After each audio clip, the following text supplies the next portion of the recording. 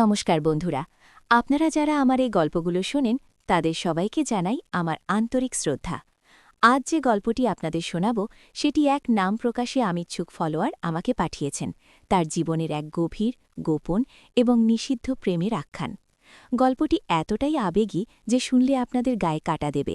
আমি নিশ্চিত এই গল্প আপনাদের মনে এক নতুন আলোড়ন সৃষ্টি করবে। একটি কথা মনে রাখবেন, গল্পের কোনো এক ফাঁকে আমি আমার ব্যক্তিগত ইমো নাম্বারটি দেব, তাই নাম্বারটি পেতে হলে পুরো গল্পটি মনোযোগ দিয়ে শুনতে হবে। আমার নাম রিয়া, বয়স ২৪, ইউনিভার্সিটি শেষ বর্ষের ছাত্রী। আমাদের ল্যাবের পরিবেশটা বেশ গুরুগম্ভীর, সবসময় নানা রকম রাসায়নিকের গন্ধ, যন্ত্রপাতির শব্দ আর গভীর মনোযোগ। এর মাঝেই আমার জীবনে এসেছিল এক অন্যরকম ঝড়। সেই ঝড়ের কেন্দ্রে ছিলেন আমার ল্যাব সুপারভাইজার, অধ্যাপক অনির্বাণ মুখোপাধ্যায়। অনির্বাণ স্যার ছিলেন অন্যরকম, বয়স হয়তো ৪০-এর আশেপাশে, কিন্তু তার ব্যক্তিত্বে ছিল এক অসাধারণ আকর্ষণ।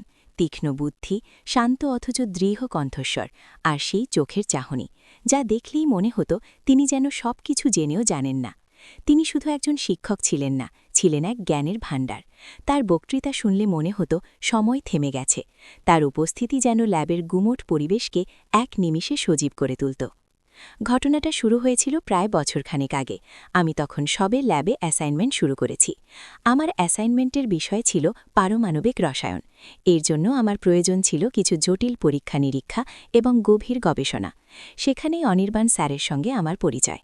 প্রথম দিকে আমি শুধু আমার সুপারভাইজার হিসেবেই তাকে দেখতাম, কিন্তু ধীরে ধীরে আমি তার প্রতি এক অন্যরকম টান অনুভব করতে শুরু করলাম। তার কথা বলার ধরন, তার বিশ্লেষণ করার ক্ষমতা, এমনকি তার ছোট ছোট অভ্যাসগুলো আমাকে মুগ্ধ করত। যখন তিনি কোনো কিছু বোঝাতেন, তখন তার হাতের মুদ্রা, তার মুখের অভিব্যক্তি, সবকিছুতেই যেন এক অন্যরকম জাদু থাকত। আমি প্রায়শই দেখতাম আমি হয়তো অন্য কোনো কাজে ব্যস্ত, কিন্তু আমার চোখ চলে যেত তার দিকে।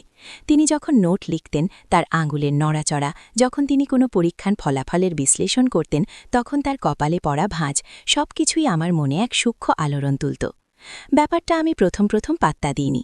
ভেবেছিলাম এটা হয়তো তার প্রতি আমার শ্রদ্ধাবোধ এবং কাজের প্রতি আমার একাগ্রতারই প্রতিফলন। কিন্তু মনের গভীরে যে অনুভূতিটা জন্ম নিচ্ছিল, সেটা কেবল শ্রদ্ধা ছিল না, সেটা ছিল এক তীব্র অবচেতন আকর্ষণ। তারপর একদিন এক বিশেষ ঘটনার পর আমি বুঝতে পারলাম আমার এই অনুভূতি আর শুধুই ভালো লাগা বা শ্রদ্ধা নয়, সেটা ছিল এক নিষিদ্ধ প্রেম, যা আমাদের দুজনের মধ্যেই বাসা বাঁধছিল। সেদিন ছিল এক ঝড় বৃষ্টির রাত। ল্যাবে আমি আর স্যার একা। বাইরে তখন মুষলধারে বৃষ্টি, আমাদের ইলেকট্রিসিটি চলে গিয়েছিল। শুধু ল্যাবের জরুরি আলো জ্বলছিল, যা এক অদ্ভুত ছায়াময় পরিবেশ তৈরি করেছিল। আমি তখন একটা জটিল রিয়াকশন নিয়ে কাজ করছিলাম। হঠাৎ করেই একটা গুরুত্বপূর্ণ ধাপ ভুল হয়ে গেল। রিয়াকশনটা নিয়ন্ত্রণের বাইরে চলে যাচ্ছিল। আমার ভয় হচ্ছিল। স্যার ছুটে এলেন, তার মুখেও ছিল দুশ্চিন্তা, কিন্তু তার শান্ত কণ্ঠস্বর আমাকে কিছুটা আশ্বস্ত করল। তিনি আমাকে পাশে দাঁড়াতে বললেন এবং খুব সাবধানে, প্রায় নিবিড়ভাবে তিনি নিজে সেই রিয়াকশনটি ঠিক করলেন। সেই মুহূর্তে আমরা প্রায় গা ঘেঁষাঘেঁষি করে দাঁড়িয়েছিলাম। তার শরীর থেকে আসা হালকা সুগন্ধ, তার উষ্ণ নিঃশ্বাস আমার ত্বকে লাগছিল। আমি অনুভব করছিলাম আমার হৃদস্পন্দন দ্রুত থেকে দ্রুততর হচ্ছে। রিয়াকশনটা ঠিক হওয়ার পর আমরা দুজনেই কিছুক্ষণ স্তব্ধ হয়ে দাঁড়িয়ে রইলাম। বাইরে বৃষ্টির শব্দ তখনও থামেনি। ল্যাবের সেই আবছা আলোয় আমরা একে অপরে চোখের দিকে তাকিয়ে রইলাম। সেই দৃষ্টিতে কি ছিল তা ভাষায় প্রকাশ করা কঠিন। সেখানে ছিল বিস্ময়, ছিল এক অব্যক্ত আকুতি, আর ছিল সেই নিষিদ্ধ অনুভূতি স্বীকৃতি। স্যার আমার দিকে এগিয়ে এলেন, খুব ধীরে। আমি নিঃশ্বাস বন্ধ করে দাঁড়িয়ে রইলাম। আমার সারা শরীর কাঁপছিল। তিনি আমার মুখের উপর আলতো করে হাত রাখলেন। তার স্পর্শ ছিল যেন বিদ্যুৎ প্রবাহ। আমার মনে হলো আমি আর নিজের শরীরের মধ্যে নেই, আমি যেন সম্পূর্ণভাবে কার মধ্যে মিশে যাচ্ছি। তারপর যা হলো তা ছিল এক অভূতপূর্ব মুহূর্ত। আমরা একে অপরের প্রতি চুম্বকের মতো আকৃষ্ট হয়েছিলাম। কোনো শব্দ ছিল না, শুধু ছিল সেই তীব্র আকর্ষণ, যা আমাদের দুইজনকে এক বিন্দুতে এনে দাঁড় করিয়েছিল। আমি অনুভব করছিলাম আমার ঠোঁটে তার নরম স্পর্শ। সেই স্পর্শে ছিল কত না আবেগ, কত না অব্যক্ত কথা। সময়ের কোনো হিসেব ছিল না তখন। আমি শুধু অনুভব করছিলাম আমার সবটুকু সত্তা তাকে সমর্পণ করছি। সেই রাতের পর আমাদের সম্পর্কটা আর আগের মতো রইল না। আমরা দুজনেই জানতাম এটা ভুল, এটা সমাজের চোখে অপরাধ, কিন্তু মনের টান যে এত শক্তিশালী হতে পারে তা আমি আগে কখনো বুঝিনি। আমরা নিজেদের মধ্যে এক অলিখিত চুক্তি করলাম, ল্যাবের মধ্যেই আমাদের সবটুকু লুকিয়ে রাখা অনুভূতি। বাইরে আমরা শুধুই শিক্ষক আর ছাত্রী, কিন্তু ল্যাবের চার দেওয়ালের আড়ালে আমরা ছিলাম দুটি আত্মা, যারা একে অপরের প্রেমে আসক্ত। আমাদের দেখা হওয়ার মুহূর্তগুলো হতো অত্যন্ত সতর্কতার সঙ্গে, হয়তো ল্যাবে রাত পর্যন্ত থেকে যাওয়া বা কোনো গবেষণাপত্র নিয়ে আলোচনা করার অজুহাতে দীর্ঘক্ষণ কথা বলা। প্রতিটা মুহূর্ত ছিল উত্তেজনায় ভরা। যখনই আমরা একে অপরের কাছাকাছি আসতাম, আমার সারা শরীরে বিদ্যুৎ বয়ে যেত। তার দৃষ্টিতেই আমি খুঁজে পেতাম এক অন্য জগৎ। একবার ল্যাবের এক সেমিনারের পর আমরা দুজনে মিলে কফি খেতে গিয়েছিলাম। বাইরে তখনও হালকা বৃষ্টি পড়ছিল। আমরা একটা ছোট নিরিবিলি ক্যাফেতে বসেছিলাম। সেখানে বসে আমরা অনেকক্ষণ ধরে কথা বলেছিলাম, শুধু আমাদের দুজনের ভালো লাগা মন্দ লাগা, ভালো লাগার গান, প্রিয় বই, সবকিছু নিয়ে। সেই সময় আমার হাতটা হঠাৎ করেই তার হাতের ওপর রাখলাম। তিনি একটুও চমকে যাননি, বরং আমার হাতটা শক্ত করে ধরলেন। সেই স্পর্শে ছিল এক অন্যরকম নির্ভরতা, এক অন্যরকম আশ্রয়।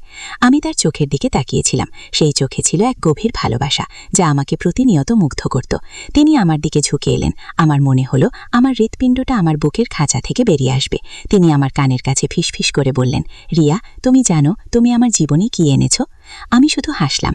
আমার চোখে জল এসে গিয়েছিল, কিন্তু সেই জল ছিল আনন্দের, সেই জল ছিল ভালোবাসার। আমাদের এই গোপন সম্পর্ক শুধু ল্যাবের মধ্যেই সীমাবদ্ধ থাকত না। মাঝে মাঝে যখন কেউ থাকত না, আমরা ল্যাবের কোনো কোণে বা স্টোর রুমে একে অপরের খুব কাছাকাছি চলে আসতাম। সেই মুহূর্তগুলো ছিল আমাদের জীবনের অমূল্য সম্পদ। যখন তিনি আমার চুলে হাত বোলাতেন বা আমার গাল স্পর্শ করতেন, তখন মনে হতো আমি পৃথিবীর সব সুখ যেন হাতে পেয়েছি। আমাদের চুম্বনের বর্ণনা দেওয়া সম্ভব নয়। সেটা ছিল এক অন্যরকম অনুভূতি, দুটি শরীরের উষ্ণতা, দুটি মনের একে অপরের প্রতি সমর্পণ, আর সেই নিষিদ্ধ প্রেমের তীব্র আকুতি। প্রতিটি চুম্বন ছিল এক নতুন আবিষ্কার, এক নতুন অনুভূতির জন্য। কিন্তু এই ভালো লাগা, এই ভালোবাসা, এই নিষিদ্ধ আকর্ষণ সবকিছুই এক চাপা ভয়ের মধ্যে দিয়ে যাচ্ছিল। আমরা জানতাম যদি কেউ জানতে পারে তবে আমাদের দুজনেরই সর্বনাশ হবে। আমার পড়াশোনা, আমার ভবিষ্যৎ, আর স্যারের সম্মান সবকিছুই বিপন্ন হয়ে পড়বে।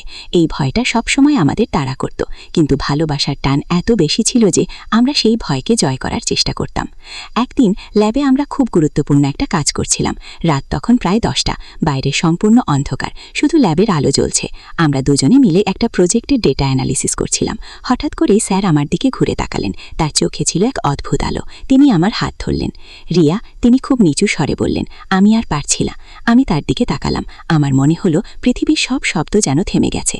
কি পারছ না স্যার? আমি প্রায় ফিস করে জিজ্ঞেস করলাম। তিনি আমার মুখের ওপর আলতো করে হাত রাখলেন। এই দূরত্ব, এই লুকিয়ে থাকা, এই ভয় আমি আর সহ্য করতে পারছি না। আমার হৃৎস্পন্দন তখন তুঙ্গে। আমি বুঝতে পারছিলাম তিনি কি বলতে চাইছেন। কিন্তু স্যার, আমি দ্বিধাগ্রস্ত স্বরে বললাম। তিনি আমার কথা শেষ করতে দিলেন না। তিনি আমার খুব কাছে এসে দাঁড়ালেন। তার উষ্ণ নিঃশ্বাস আমার মুখে এসে লাগছিল। রিয়া, তিনি আবার বললেন, আমি তোমাকে ভালোবাসি, শুধু শিক্ষক হিসেবে নয়, একজন পুরুষ হিসেবে আমার সবটুকু দিয়ে ভালোবাসি। আমার সারা শরীর কাঁপছিল। তার চোখে ছিল এক গভীর আকুতি, যা আমাকে সম্মোহিত করে ফেলছিল। আমি নিজেও জানতাম আমিও তাকে ভালোবাসি। এই ভালোবাসা শুধু ক্ষণিকের আকর্ষণ নয়, এটা আমার জীবনের গভীরতম অনুভূতি। তিনি ধীরে ধীরে আমার দিকে ঝুঁকে এলেন। তার ঠোঁট আমার ঠোঁটের খুব কাছে। আমার মনে হলো আমার দম বন্ধ হয়ে আসছে। বাইরে তখন শুধু বৃষ্টির শব্দ আর আমাদের দুজনের হৃৎস্পন্দন। তিনি আমার ঠোঁটে আলতো করে চুম্বনের পর বললেন, আজ রাতে আমরা কি আমাদের সব সীমা পেরিয়ে যাব? আমার মনে হলো আমি যেন এক গভীর সমুদ্রে তলিয়ে যাচ্ছি। চারপাশে সবকিছু ঝাপসা হয়ে আসছে। আমি শুধু অনুভব করতে পারছিলাম তার শরীরের উষ্ণতা, তার স্পর্শ, আর সেই নিষিদ্ধ প্রেমের তীব্র আকুতি। আমি কি উত্তর দেব তা বুঝতে পারছিলাম না। আমার মনে তখন শুধু একটাই প্রশ্ন, এই নিষিদ্ধ পথে পা রাখলে কি হবে আমাদের? কিন্তু ভালোবাসার কাছে সব যুক্তি, সব ভয় তখন তুচ্ছ মনে হচ্ছিল। তিনি আমার চোখের দিকে তাকিয়ে রইলেন। তার চোখে এক গভীর প্রশ্ন।